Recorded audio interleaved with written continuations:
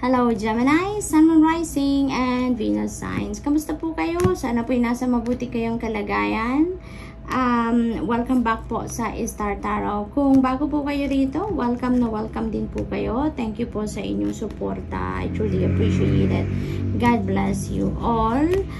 Tignan po natin ngayon ang mga messages ninyo for October 1st. And pasensya na po, Gemini, sa shuffling ko.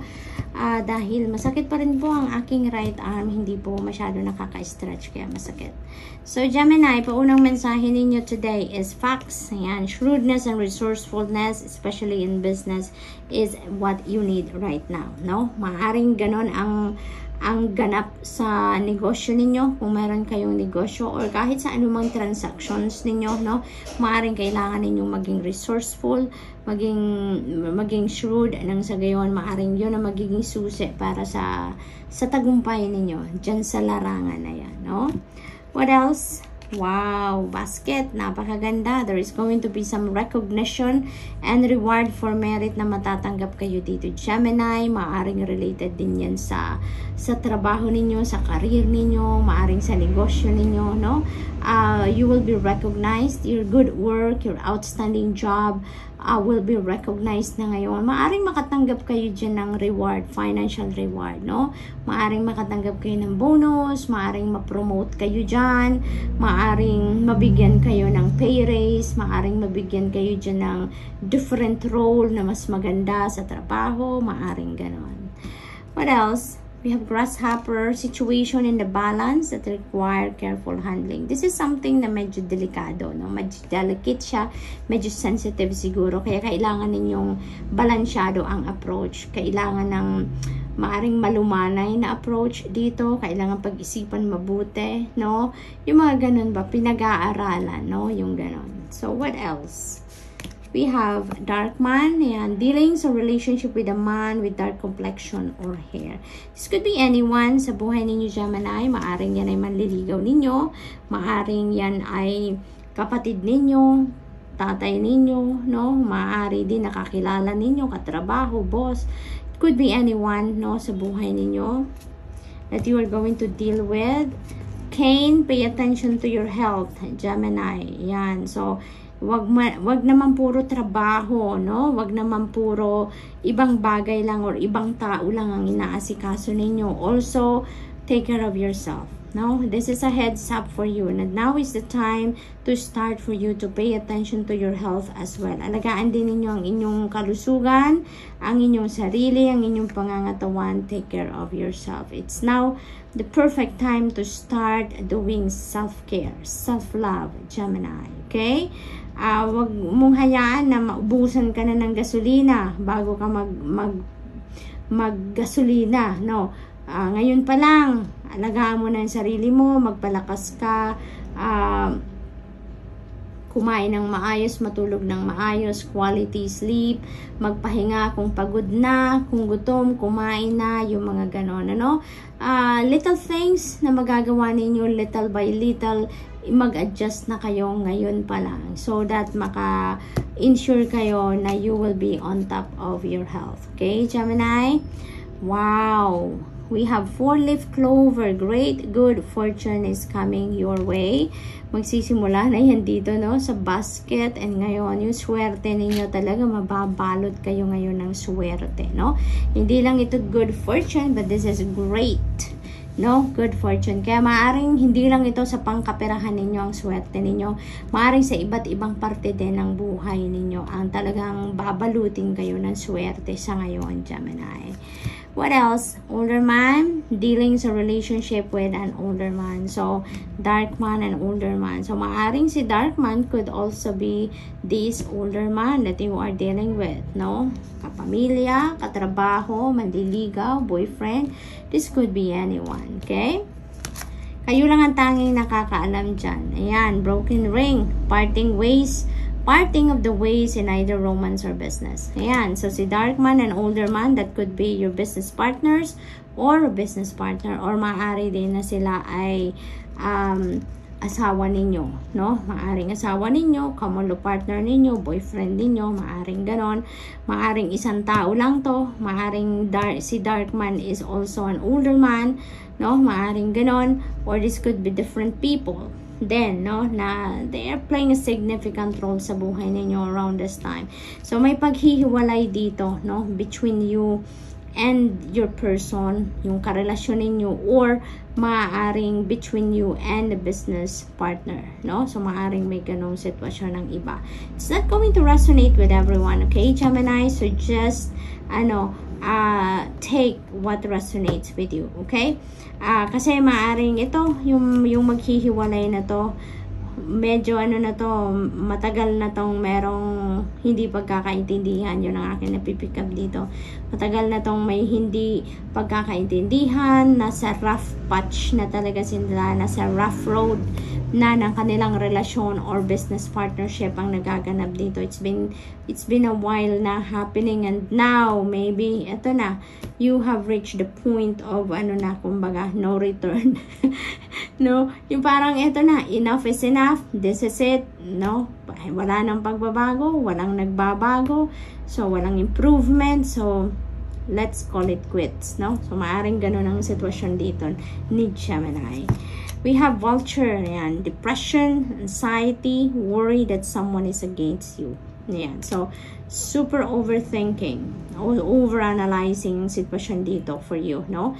Hindi ninyo alam, hindi ninyo sigurado dito kung ano ang totoong score, kung ano ang totoong nangyayari. Nag-iisip lang kayo. Maaring may mga nalaman kayo, mga balita or mga sabi-sabi, no, through other people dito. So hindi nyo alam, hindi nyo sigurado if someone is really against you, kung galit sa'yo or whatsoever, no, kasi parang wala kayong first hand information na nakuha dito.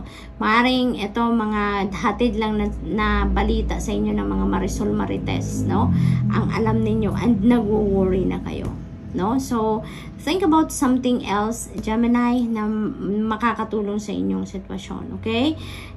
Mag-isip kayo ng kung ano magagawa ninyo para siguro na makipag-usap ka, makapag-reach out ka doon sa mga tao na inaakala ninyo na they are against you. Nang sa gayon, matigil na yung ninyo, yung haka-haka ninyo, yung makatulog naman kayo ng maayos na hindi kayo nag-worry too much. Okay, Gemini?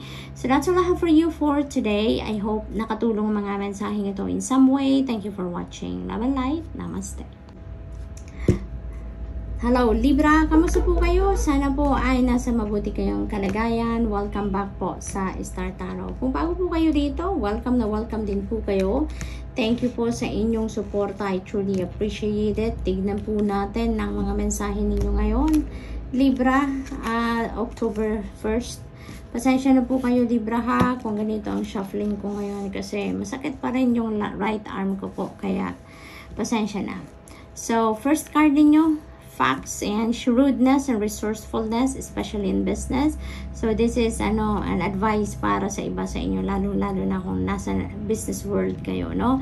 Ito ang maaaring magiging susi para sa mas ikakaganda ng takbo ng negosyo ninyo, no? What else? We have bag, yan, napakaganda, oh. Something important ang parating sa inyo, new job or race, diba? So, ang ganda. That is,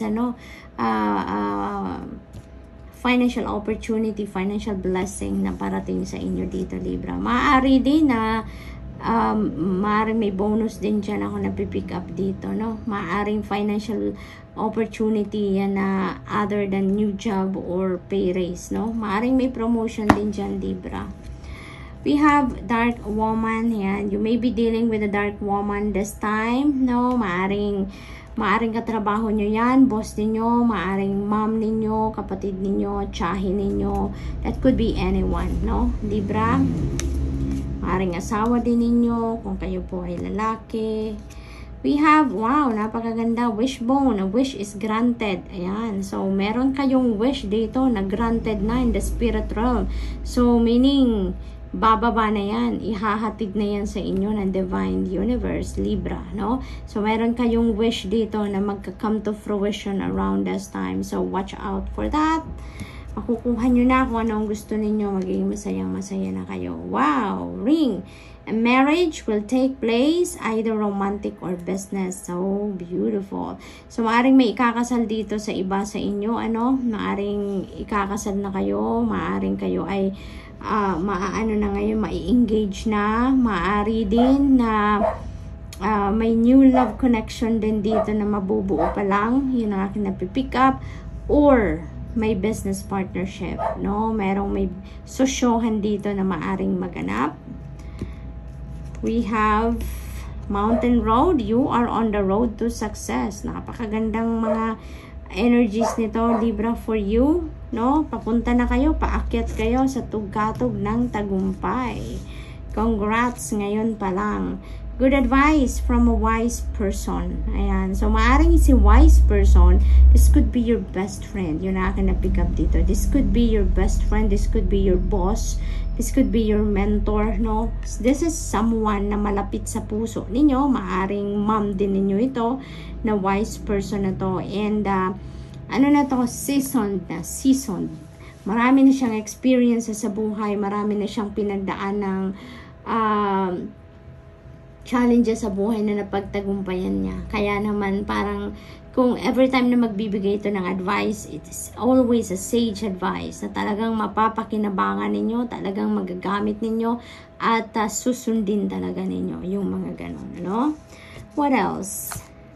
We have pineapple reconciliation. Ayan. So, merong pagbabate, no, na mangyayari dito. Maaring meron kayong hindi pagkakaintindihan with another person recently. Maaring si dark woman yan, ano? Maaring ganun ang sitwasyon at may pag-uusap na dito. Meron na ditong peaceful resolution na mangyayari, kaya naman merong pagbabati dito. Meron ng pagkakaintindihan dito. There's going to be healing, mending, no? And will start over again sa kung ano mang klaseng relationship ang meron ka with another person. So, beautiful. We have funnel, ayan, period of frustration, lessons to be learned. Ayan. So, ang iba sa inyo dito, naiiba din naman ang sitwasyon, ano?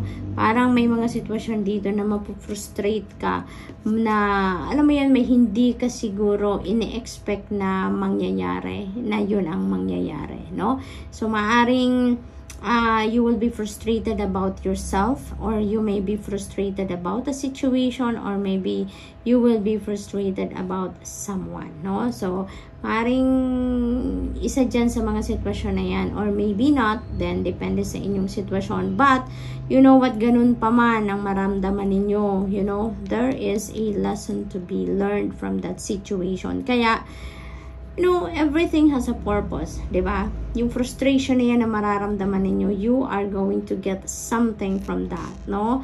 Lesson na magagamit ninyo in the future, sa mga future endeavors ninyo, sa future lives journey ninyo, no? So, good luck, Libra, and that's all I have for you for today. I hope nakatulong ang mga mensaheng ito in some way. Thank you for watching. Love and light. Namaste. Hello Aquarius, Sun, Moon, Rising, and Venus signs. Kamusta po kayo? Sana po nasa mabuti kayong kalagayan. Welcome back po sa Star Tarot. Kung bago po kayo rito, welcome na welcome po kayo. And thank you po, no? At kung bago naman kayo rito, welcome din kayo.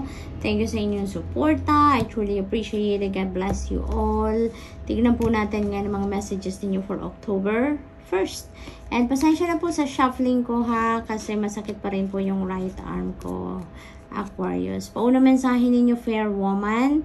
You are going to be dealing with a fair woman, or maybe you have a relationship with a woman with blonde, gray, or white hair. Maaring si fair woman ay maaring foreigner ito, no? Maaring foreigner siya. Maaring boss ninyo siya.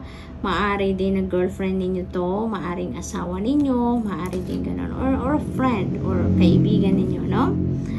What else? We have bear, danger, especially in money matters. Ayan. So, mag-iingat kayo sa gastos ninyo, Aquarius. Halos lahat ng signs, no? Merong warning about spending. So, kayo din, meron din ganoon. Ayun. So, may energy talaga na related sa mga paggastos, mga hindi inaasahang pagkakagastusan, mga panggulat expenses talaga, no? So, maaaring may mga temptation na gano'n ang ganap sa collective at kaya may mga warning. Halos lahat kayong signs may warning about dyan sa money matters, no? So, mag-iingat kayo sa paggastos, no? Watch out for, your expenses.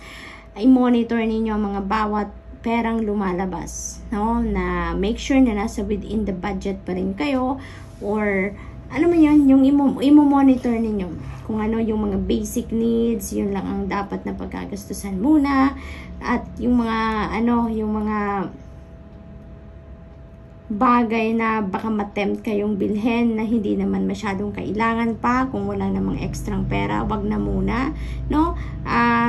Financial discipline, yan, pairalin natin ngayon yan, Aquarius, ng sa gayon, no? Make sure na nasa ayos ang budget ninyo, okay? We have Rose. Romance is in the air. Ayan, may pakilig. Maaring si fair woman, no, ang magpapasaya sa iba sa inyo dito. Maybe karelasyon ninyo yan, nililigawan ninyo, maaring ganon. Magiging kayo ngayon, Aquarius? Magiging extrang kikiligin kayo ngayon. So, masaya, no? We have February. Ayan. So, maaaring magkikita na kayo ni fair woman around February. Yay!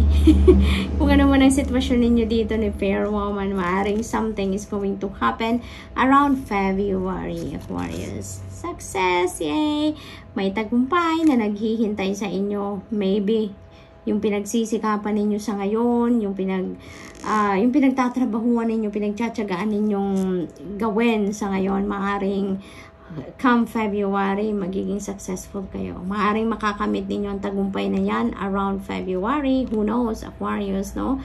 Or maaaring yung success na to will start now, you know, and tuloy-tuloy hanggang February, no? Lahat ng gagawin ninyo, lahat ng endeavors ninyo, maaaring magiging successful talaga. So, may ganun din ako napipick up dito for some of you.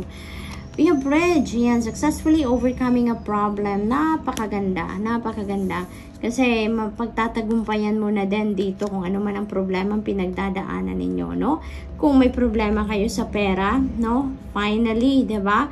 Mas ma-overcome nyo na ang problema na yan. There may be financial opportunities dito. Maaaring yung success na to, no, is yung paglaban ninyo sa problema sa pera. Magiging tagumpay kayo dyan. Maaaring masusolusyonan nyo na yung problema sa kaperahan, if that's the case.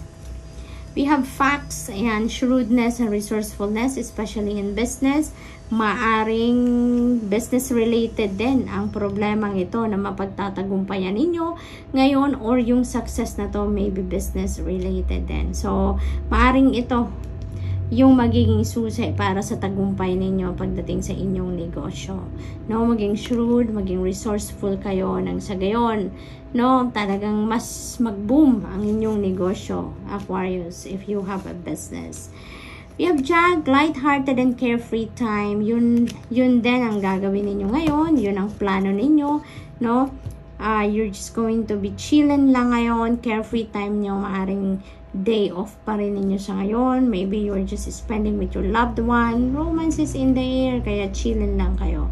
Maaring you're spending time with your loved one around this time. Finger, warning, you have a problem either now or in the near future. Ayan. So, maaring yung problemang ito, you know, maaring maaring ito yung sinasabi na you are going to successfully overcoming a problem. Kasi ma-overcome pa lang ninyo ito. So, maaring ito yon. Maaring may maging problema ang iba sa inyo, but dadaan lang yan. You are going to, to find the solution to that right away, no? So, good luck, Aquarius, and that's all I have for you for today. I hope nakatulong ang mga mensaheng ito in some way. Thank you for watching. Love and light. Namaste.